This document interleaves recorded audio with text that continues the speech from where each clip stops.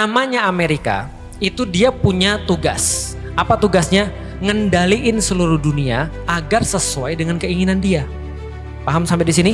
Maka dulu kalau ibu-ibu pernah dengar perang Vietnam, siapa yang lahir tahun 40? Ada nggak? Nggak ada ya. Tahun 55 sampai 75 itu ada perang Vietnam namanya.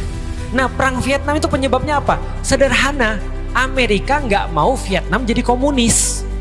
Maka dia serang Vietnam supaya Vietnam nggak jadi komunis. Sesederhana itu. Jadi artinya adalah apa? Penyebabnya lebih ringan daripada kasus Gaza yang sekarang. Gitu maksudnya. Oke. Berarti Amerika pengen semua sesuai dengan dia. Sekarang aku mau nanya, kalau Amerika punya musuh yang nggak mau sesuai dengan Amerika, siapa kira-kira? Siapa kira-kira? Iran? Bukan. Siapa yang nggak mau sesuai sama Amerika? Rusia. Maka Rusia sama Cina bestie nih. Kenapa bestie? Karena dua-dua ini nggak mau diatur sama Amerika sekarang nih ceritanya. Maka dua-dua ini bestie. Satu perang dagang, satu perang dingin. Bisa difahami ya, karena Rusia ini adalah pewarisnya Uni Soviet. Dia punya banyak sekali juga hulu ledak nuklir. Lalu kemudian Cina juga sama. Mereka bestian nih.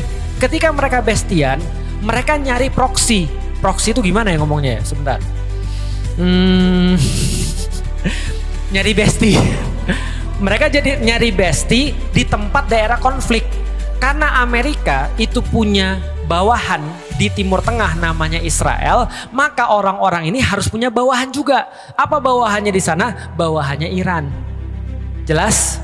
Nah, kenapa bisa tahu gitu? Makanya ketika Iran perang, siapa yang memproklamirkan akan dukung Iran? Rusia, Cina. Jelas sampai di sini? Nah, maka ini sekalian nih. Artinya Amerika pengen ngendaliin Rusia, Iran dan segala macam supaya mereka nggak punya ancaman, minimal nuklirnya hilang. Lalu makanya ada NPT, Nuclear Proliferation Treaty. Lalu kemudian ngendaliin agar mereka nggak punya nuklir. Supaya yang bisa punya nuklir siapa? Cuma Amerika dan Israel doang. Paham sampai di sini ya? Nah, mereka mau ngendaliin dunia dan itu harus terjadi. Perang Ukraina itu salah satunya.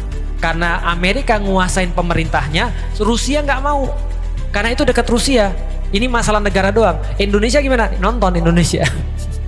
Kan turut nonton dalam perselisihan dunia kan Indonesia kan gitu. Nah,